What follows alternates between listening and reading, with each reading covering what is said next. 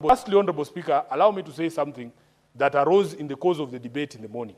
Honorable Speaker, as a Kenyan leader, I know that we leaders have a responsibility to Kenyans and no other person. I was deeply embarrassed, Honorable Speaker, that at a time when people are being deported from our neighboring country, and if you look at my passport, Honorable Speaker, I have the blue passport. It says East Africa Community. When I was a member of the Law Society of Kenya, Honorable Speaker, at the council, we used to do something called, push for something called cross-border practice. There are lawyers who are qualified from the University of Dar es Salaam, Tanzanians, who practice law in our Kenyan courts. There are students at the Kenya School of Law from Tanzania and from Uganda. I know lawyers who went to Kampala International University and Makerere, who qualified there, and they have come to the Kenya School of Law. They are practicing law in Kenya.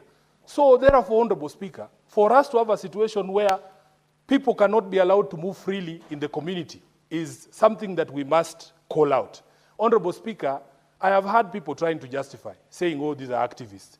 Activism in itself, Honorable Speaker, is not a crime.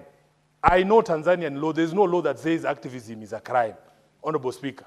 So for me, I was deeply embarrassed to see our Foreign Affairs Minister, who should be our foremost defender, adopt a very nonchalant, a very laid-back, a very lazy attitude yesterday on Citizen, Honorable Speaker, that he has not even summoned the Tanzanian ambassador to ask him what was the reason why these brothers of ours were expelled. As we speak, there are Kenyans whose whereabouts are still unknown.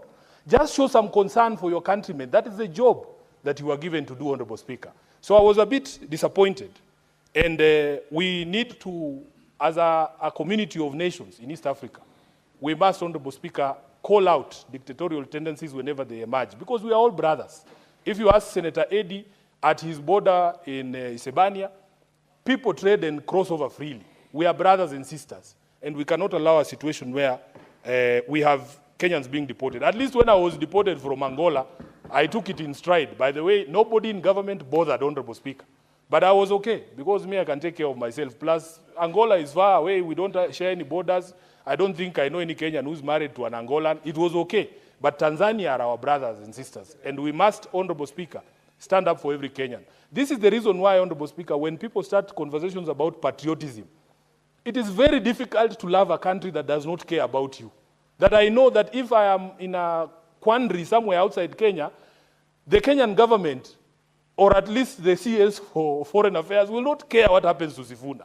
Honorable Speaker, it breaks my heart. If I was stuck in southern Lebanon when the war began, would this government really come for me? That is the question I ask myself. We are on our own. Then when we complain, people say, oh, you don't love your country.